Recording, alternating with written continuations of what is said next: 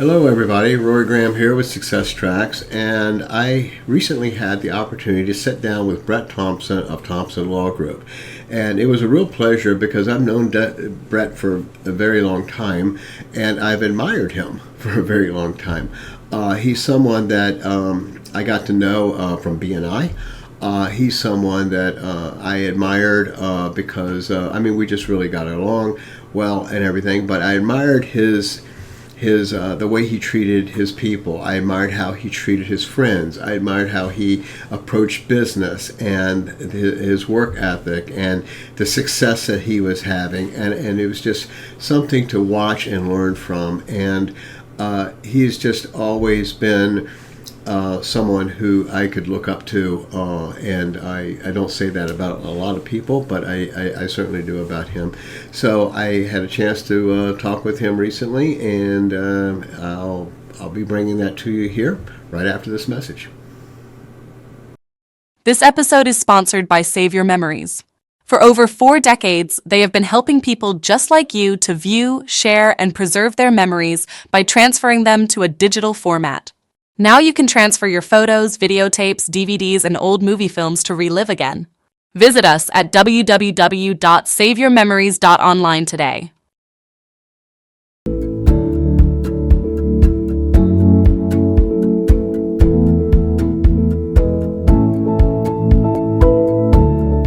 Welcome, Brett. How you doing? Yeah, very good. Thank you for having me, Roy. I appreciate you. Okay. So I have known you for way too many years, right? I first met you. You were with a law firm downtown Norfolk, and you helped me out with something. Actually, I'd known you before then. I think maybe from BNI or something. I forgot how we met actually, but you and I have been friends for a long time, and I do have followed your success over the years, and I remember when you broke out as your own thing, your own law firm, and you had this little place. The next thing I know, you're expanding it, and then you're expanding it again. You're hiring all these people. Next thing I know, you're buying a building, and now you got an office building going on. I tell you, you're just one thing after another, and I'm so happy for the success that I've seen just through Facebook posts and things like that. But anyway, I know that the journey to success is something that just doesn't happen to you, and I know it takes certain events, it takes certain tenacity, and most people do not achieve it. So how did you, I know you were in VMI, right?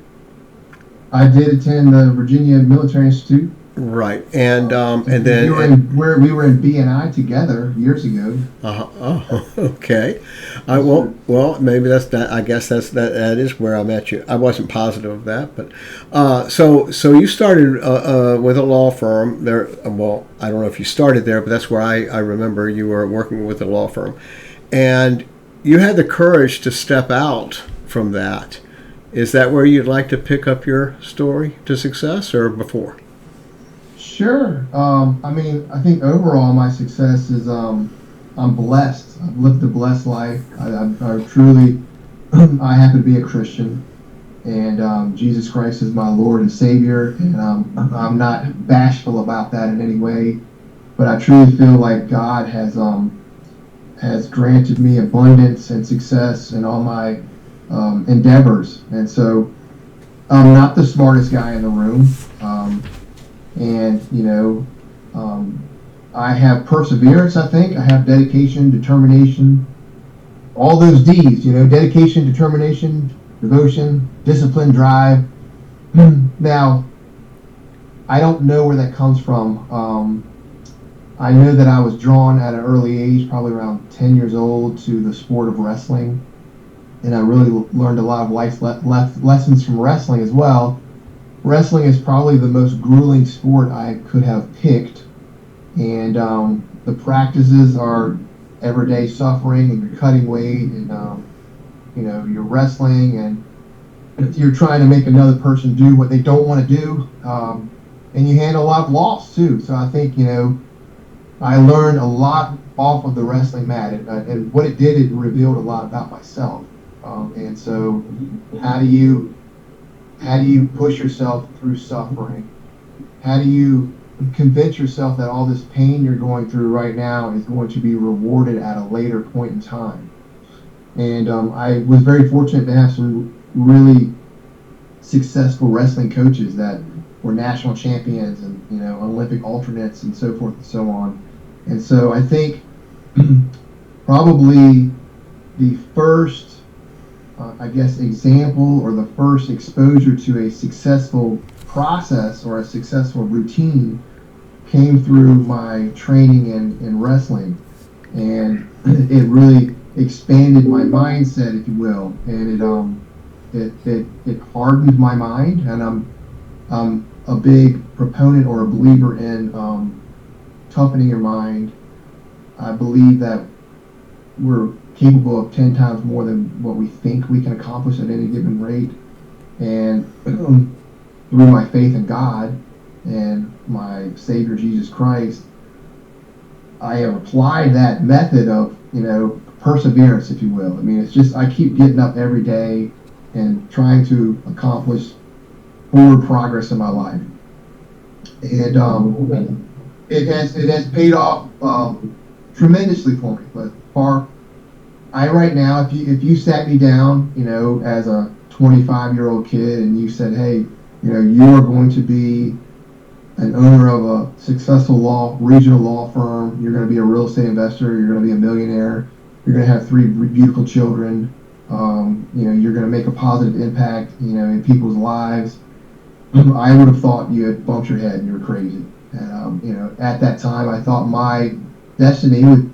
would be a wrestling coach in high school and a PE teacher, which is fine, and I was fine with it at the time. But I really think God led me in a different direction, if you will.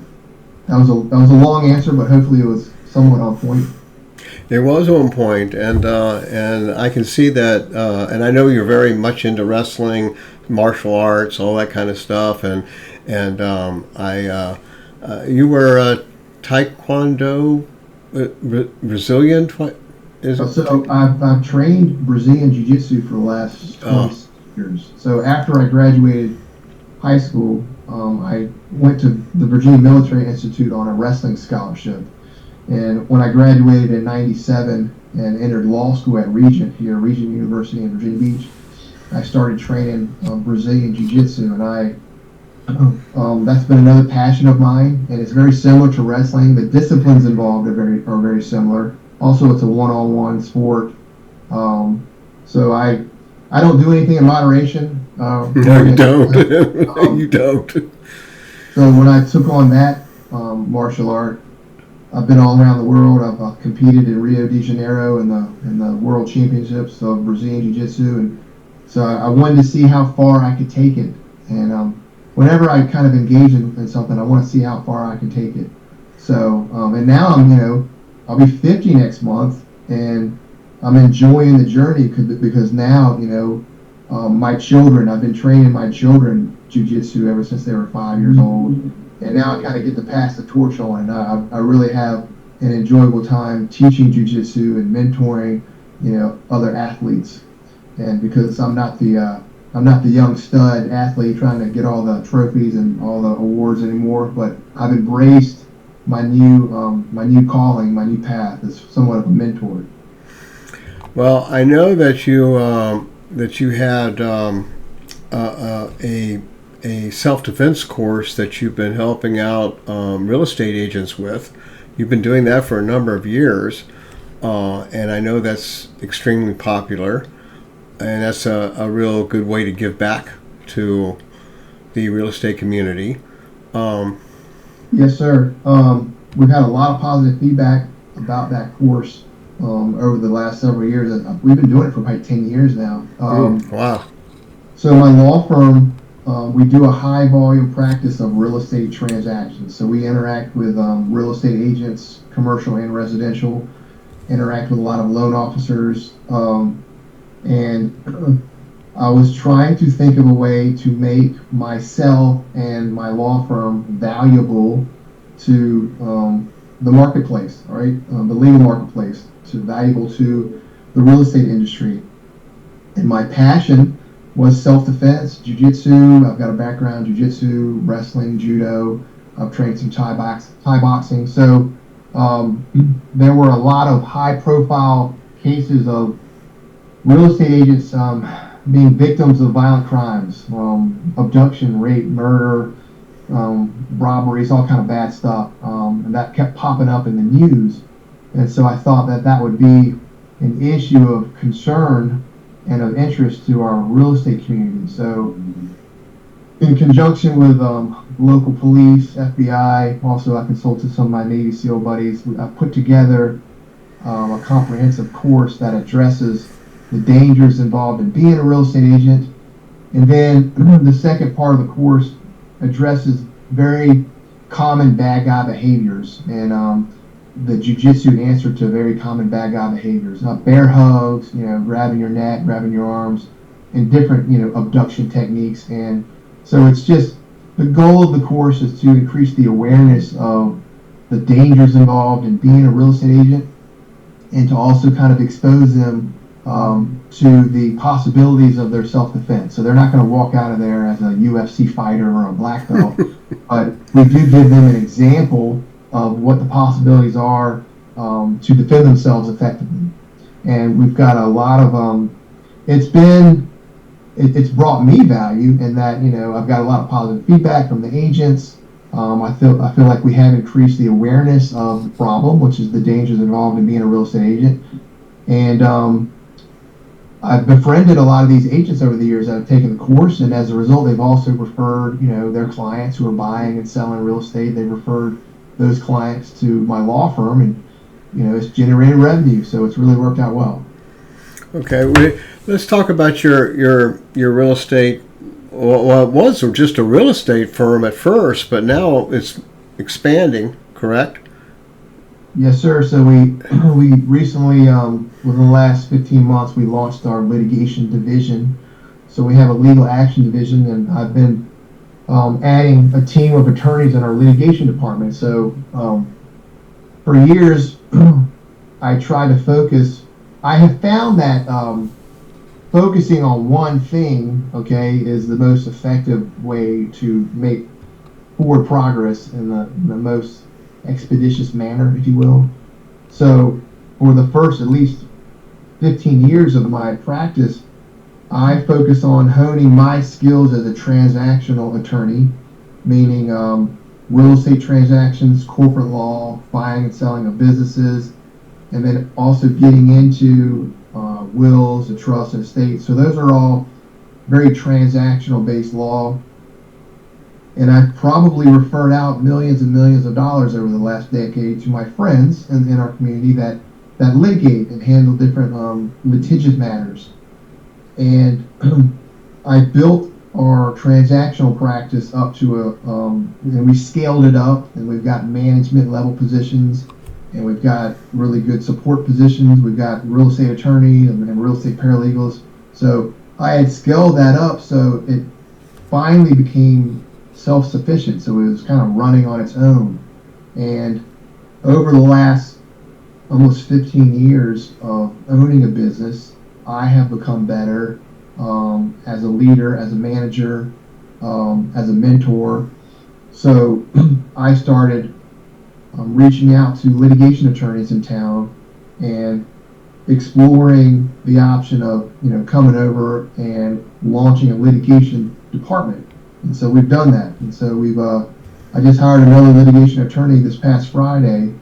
But now I'm using my experience as a leader, as a mentor, my management level skills that I've developed over the last 14 years. Whereas now I can scale up a law firm that has, it's kind of, I guess some would call it a one-stop shop. So I can see us having a bankruptcy department, maybe a patent, intellectual property department. It's once you've learned how to scale up a business, it's basically repeatable in any business. So using my skill set as an entrepreneur, a leader, a manager, a mentor, to launch different divisions within my law firm and grow them based on the same growth pattern that I learned, through trial and error over the last 14 years. Okay, so would you say that was one of the keys to success then, is that you find a pattern that works, a way to scale up a business, and then you can repeat that on different divisions or different areas of other areas of your business, so you can just repeat it. Exactly. So it's a system. And then I will say this, I have been very, very passionate about the concept of personal development. And when I was 15 years old, my brother is 7 years older than me. And I was submerged into the sport of wrestling. That was my first obsession, if you will. He came home from college and he brought me these cassette tapes. I know what this is. There it is. So he brought me this Tony Robbins Personal Power cassette tapes, and it was a month-long program. And this was so far back, I had the Walkman. So I would put one cassette tape in the Walkman, and I would go running around the block at like 5:30 in the morning because I had to keep my weight down for wrestling. And I started listening to these personal development, personal power tapes that my brother, bless his heart, brought me back from when he was at the University of Georgia. He was in college, and he said, "Hey, you should check these out." And it really struck a chord with me. I really embraced it. All the concepts and everything that I was listening to really made sense to me, and I really embraced it. And then the principles behind that really launched everything else, where I was just hungry to learn. I was very passionate about how do I get better at everything. So, one of my mantras is I want to be a black belt at every part of my life. How do I be a black belt dad? How do I be a black belt husband, black belt business owner, a black belt, athlete? So, and believe it or not, whatever you want to do, somebody has already done it at a high level, right, and they probably wrote it down. So I just started reading every book I could in regards to areas of my life that I wanted to improve on. And then when I launched my firm November 1st of 2010, and that was also another mindset shift, because I wanted to grow something special. I wanted to scale up. I was a good attorney, okay, but being a good attorney and being a good entrepreneur and business owner, they're completely two different hats to wear, if you will. So I really went on a journey in 2010 to read every business book that was suggested to me, go to seminars, weekend seminars. I've been to Vegas to these intense submersion camps for business development and business operations. So I became a student of the subject of business ownership and scaling and growth, and then also just asking a lot of questions to other business owners in our community that I looked up to and respected, that they were further along than me. They had accomplished a lot of things that I wanted to accomplish, and my formula, if you will, is locally around here, I made a list, and I called it my heavy hitter list. And I wrote down a list of people that I perceived to be very influential, very wealthy, and happy, right? And like a good person. So if I perceived you to be rich and happy and influential and a good person, okay, I want to get in front of you. So I would call them, whether they knew me or not. I would call them and I would say, hey, I just want to meet you. I want to take you out to lunch, and I just want to interview you. And if you would spare me an hour of your time, it would be super special to me. And maybe there's one or two little gems that you could share with me about your success that I could then apply to my life. So for several years starting out, I was calling these big owners of banks and big owners of brokerages and developers and whatnot, and I would just say, hey, you don't know me. I don't want anything from you as far as business, but I would like an hour of your time to learn about your success story. And so I've got notebooks filled up of interviews with successful, happy, influential people, and they told me how they did it. So I've simply tried to benchmark myself and repeat the formula, if you will, of people that I have learned from that have been reached a certain level of success. And success is measured a whole lot of different ways. If I got hit by a bus today, all I would do is thank God for this amazing journey and the success that He has brought me, and I have truly lived a blessed life. So as far as like living a blessed life and being loved and having love and experiencing family and community, I'm done. I've reached that pinnacle. Okay, so everything else from this point, I'm really playing Monopoly. It's interesting to see how far I can take it. How many businesses can I start? How many buildings can I buy? Like how much money can I give away? So those are the kind of goals I'm setting now. But it's like playing Monopoly at this point, because all the essential things that I would want in life, I have. I have a beautiful wife that I adore and adores me. I have 3 amazing children. My mother is still in my life. I've got friends that care about me. I have my health. So everything after that's just, kind of gravy, if you will. Well, I said in the beginning that you were, a real role model, and I've thought that for a long time. And the reason is because I see how you are with your wife, I see how you are with your family, I see how you are with your business, and the way you treat people, the way you've treated me, the way you treat your employees. It says a lot, and so you're one of my favorite people to be around, and all. So and you got a sense of humor. You don't take yourself too seriously, but you really are going after appears a black belt in every category, and like I know that you mentioned the course that Anthony Robbins' course, Unlimited Power, or I think I have the course. It's on the shelf over here, so I have that. I have all his stuff. But I also know that he says, success leaves clues, and if you read about others' success, then you can pick up those things. And I know what you mentioned, interviewing leaders and all. I know John Maxwell did that. That's how he started. He called and interviewed the leaders of people. He said, "I'll give you $100 if you'll let me interview you." He said he never had to give them $100. They never wanted it. He said, but he'd have lunch with them or whatever, and that's where he picked it up. So I think those are great tips, is to look to someone who's already done it, or has already made a mark of where you want to go, and then kind of see what they did and see how you can implement that into your plan.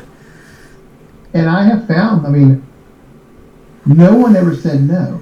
Like, I have found that if you're that person, there's I think there's a Chinese proverb, when the student is ready, the teacher will appear. Mm-hmm. So I reach out to these people as the student that is ready to learn, and I tell them that, hey, from my perspective, I have a lot of respect for you in our community, and you've achieved a lot of things that I aspire to achieve, and I just want to spend a little bit of your time, so maybe you can share your story with me, and I could, maybe take, like I said, a couple of gems there and apply that to my life. I have found that people love to tell and share the story of their journey of success, and it's kind of a way that they're giving back. I have reached a certain level that I'm sure a lot of people aspire to be at, and so I feel a duty. If someone were to come to me and ask me questions and want to learn from me, I feel that it's a duty to pass it on and to share my experiences as a way to give back to my fellow man or woman. I totally agree, and I see that. So you were a very good choice for Success Tracks today. You have an amazing journey, but you also gave us some tips as to what is important in life and how you've taken the journey that you've been on and made the most of it as far as kind of molding things. Now you it's not all success. I mean, you did fail forward, right? I mean, you have had things that didn't quite work out. A ton. And Yeah. I keep a list of my quote failures. Really? In my phone. And because every failure, has really opened up a door where I can make the decision. All right, I can make the decision to let that failure push me backwards, or I can make a decision to learn from it and move forward.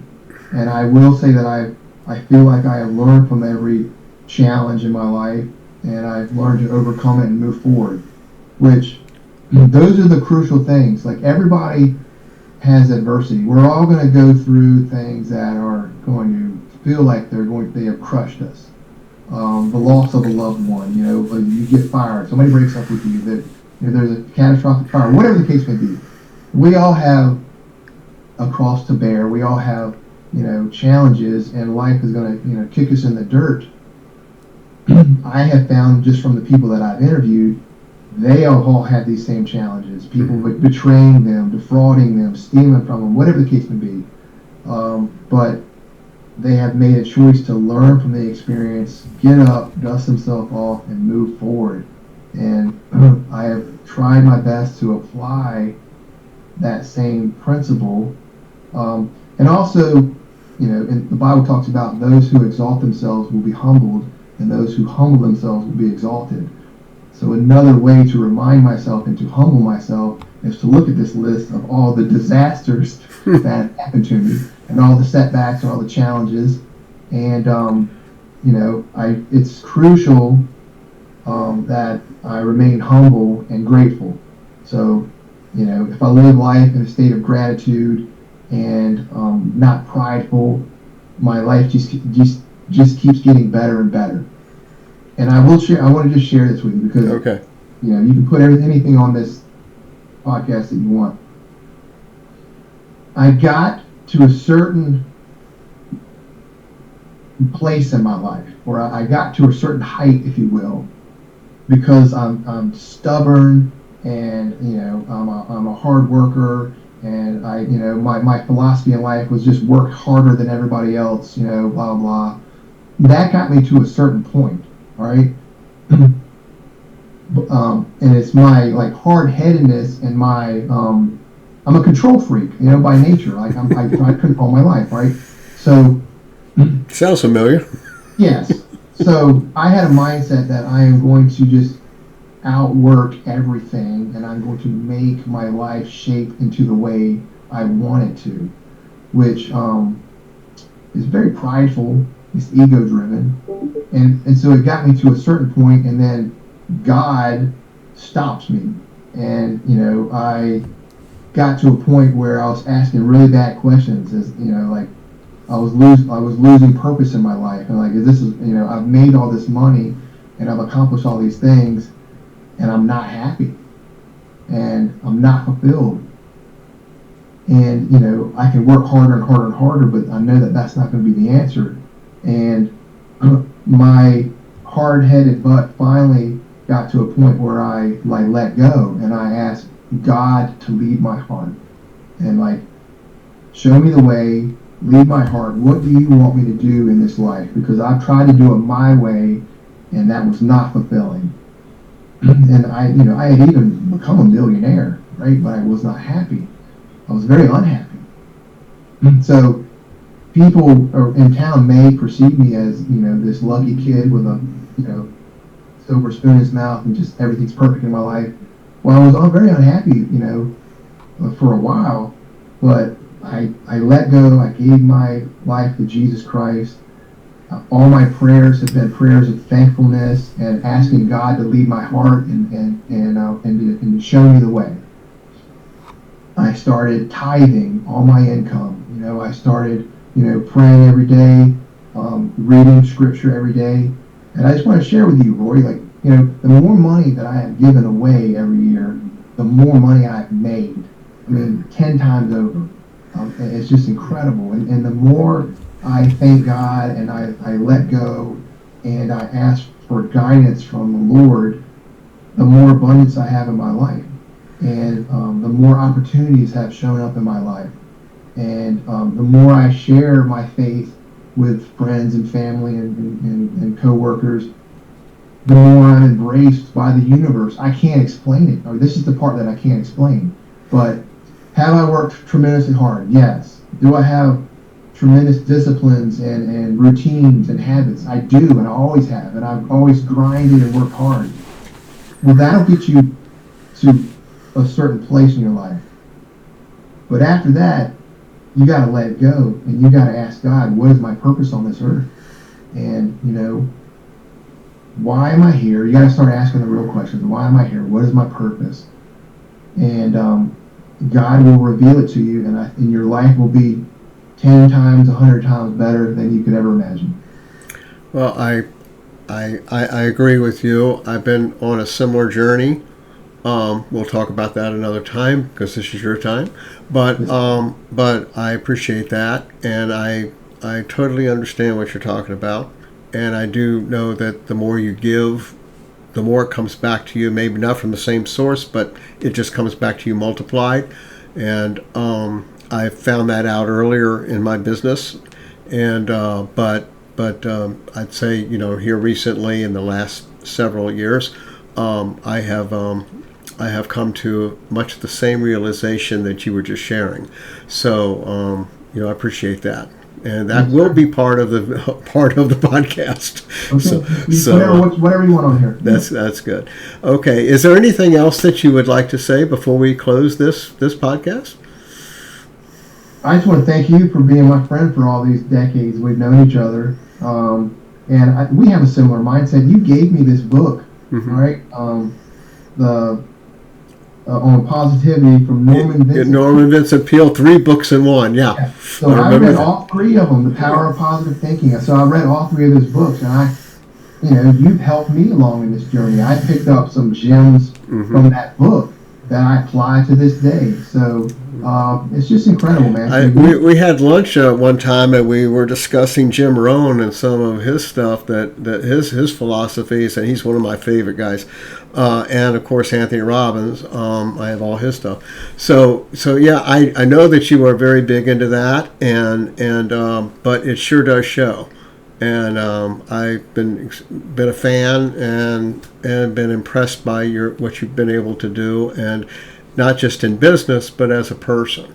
You're just a really decent guy, and good to know. So I thank you for being here today, and so I'm going to do a close now, if you don't mind, unless there's something else. That's it. Thank you for your time. That's it. Okay. All right. Thank you for joining us today. If you have a story to tell and would like to be featured on Success Tracks as our guest, go to the website at successtracks.com and apply, or call us at 757-271-8687. We look forward to hearing about your success journey.